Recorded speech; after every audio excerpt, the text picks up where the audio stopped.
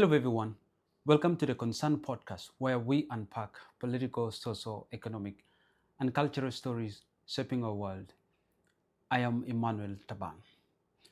Now, reports are coming out this morning that yesterday, the leader of the National Unity Platform, who is also the presidential candidate who participated in the recently concluded election, BOBI Wine or Robert Chagulanyi, was abducted from his home in Magere, his Magere home. Now, we all know that on the election day, on the evening of that day when the election started, BOBI Wine was put in home arrest or house arrest. His home was surrounded by military personnel, and he said through a social media post that his home was invaded on the election day and no one was allowed to come inside his home or go outside.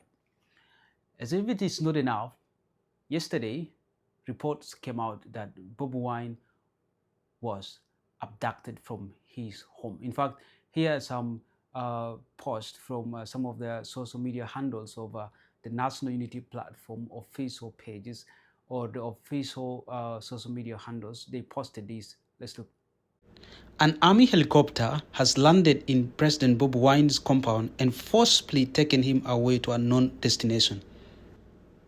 Regime security operatives deployed at the residence of President Chagulanyi Sentamu Robert have deliberately cut off electricity supply to their home and destroyed the electric fence along the perimeter. President BOBI Wine's private security guards have been violently assaulted despite having committed no offense. With the residents now under complete darkness, these operatives are attempting to forcibly break into the house, raising grave concerns about their intentions. So yeah, according to the reports, and it's everywhere right now when you go on Google, if you go on other social media platforms, and when you type about these, you definitely find that it is confirmed that BOBI Wine is not in his home right now. He was abducted, put in a helicopter. A helicopter actually landed in his home in Magere, abducted him. They destroyed the electricity, the electrical fans, and they had access to his home. They abducted him and they flown. I mean, he's flown to a unknown location right now. As we speak, he is not known where he is right now, according to reports.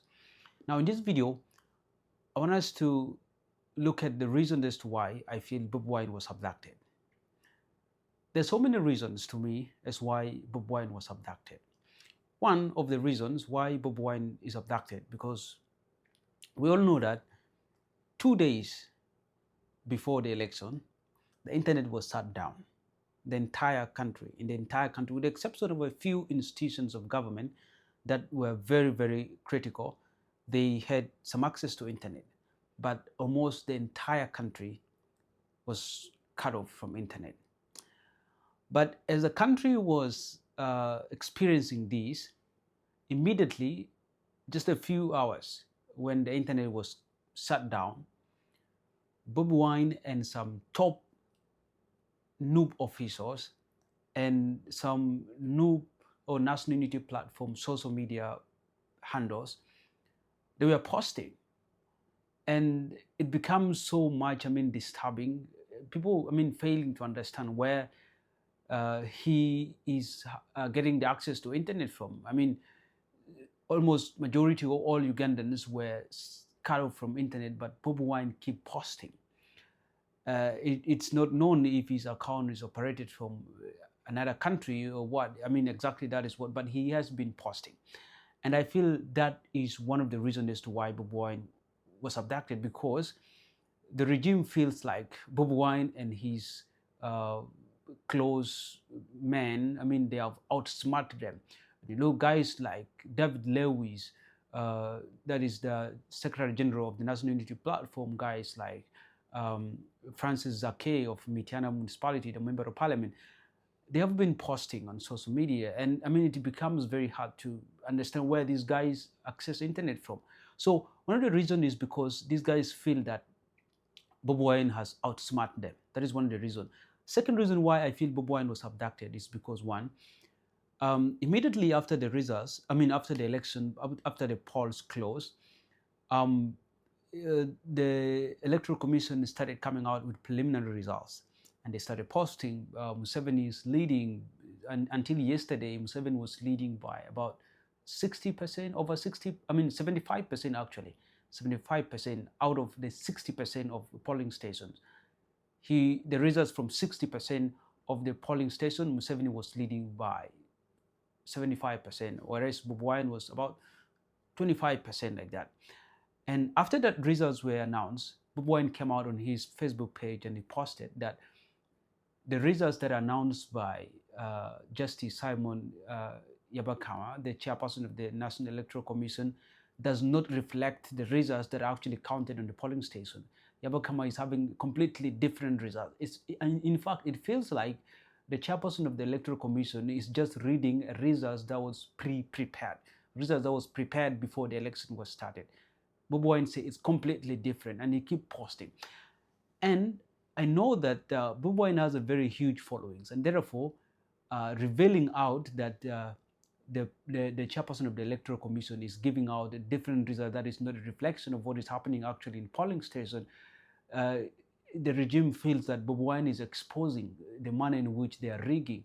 And also he posted earlier that actually most of their the agents in the polling station were abducted, some were arrested, there are a lot of ballot stuffing, machines were failing to work, and having a huge followings, Ugandans abroad and the international community is seeing exactly what is happening in Uganda through Bobi Wine.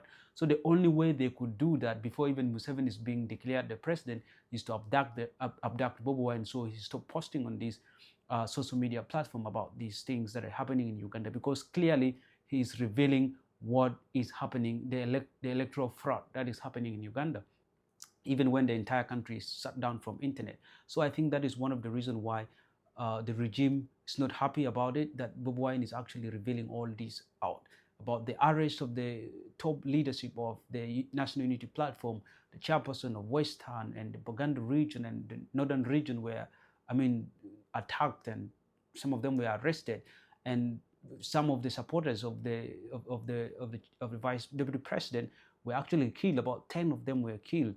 Lots of ballot stuffing. The regime feared that Bobi Wine is revealing what is actually happening in Uganda to the outside world through his Facebook account. So I feel the reason why they arrested him is because they want him to stop posting all this before Museveni is declared the president. But also another reason why I feel Bobi Wine was abducted is because, one, the regime fears that even when the country is cut off from internet, Bobi Wine still has access. He could actually incite violence using his social media platform. He can do that by posting, and then people from outside, it's very easy that people can even organize protests from outside. You could go and protest in embassies of these Ugandan embassies abroad, and you can go there and do that. And that can easily be done if Bobi Wine is given that chance to continue posting on his social media platform. So the only way to do that is they want to prevent that from happening until Museveni is declared the president. And in fact, what is happening exactly in this election cycle is a repeat of what happened in the previous election cycle. Remember, on the 26th of January 2021, immediately after Museveni was declared the president, Bobi Wine had some meeting in his home in Magere with some of the newly elected members of National Unity Platform.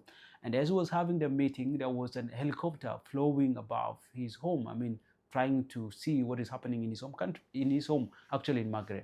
So it's just like the same script being repeated. Everything that happened, from shutting down the internet to putting in under house arrest to abducting him and doing ballot stuffing and rigging, it's actually the same thing. So major reason why Bobi Wine is arrested is because they don't want him to be posting on social media so it can incite violence.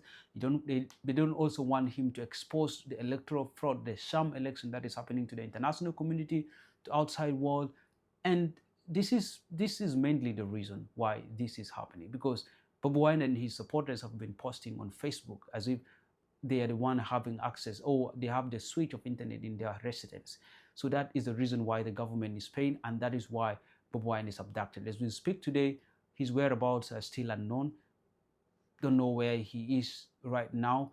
Maybe today early in the morning, information will start coming out about his whereabouts. But for now, Bobi Wine is abducted. He is no longer in house detention as of yesterday, and he's taken to a unknown location. And an helicopter invaded his home, landed in his home, and abducted him. They destroyed all the electricity in his home, the electrical fence, and they just invaded his home and abducted him. So thank you so much. This is an update about the Ugandan election, and this is Emmanuel Taban. Until next time, thank you. Before we close today's episode, here's a quick message from our sponsor, Wanit.co. If you've been planning to build a website, but the cost has been holding you back, Wanit.co makes it affordable and stress-free this time around. Whether you are an individual, a non-profit organization, or a business, Wanit.co designs professional websites starting from as cheap as $250. Individuals can actually launch with a starter website of up to 7 pages and a free email, or choose an advanced option with unlimited pages, a professional portfolio, and branding support. For non-profit organizations, they can select flexible packages from basic websites to premium solutions with e-commerce features and ongoing support. And for business companies, Wanit.co delivers company-ready website with hosting, staff training, and multi-link options, and online stores.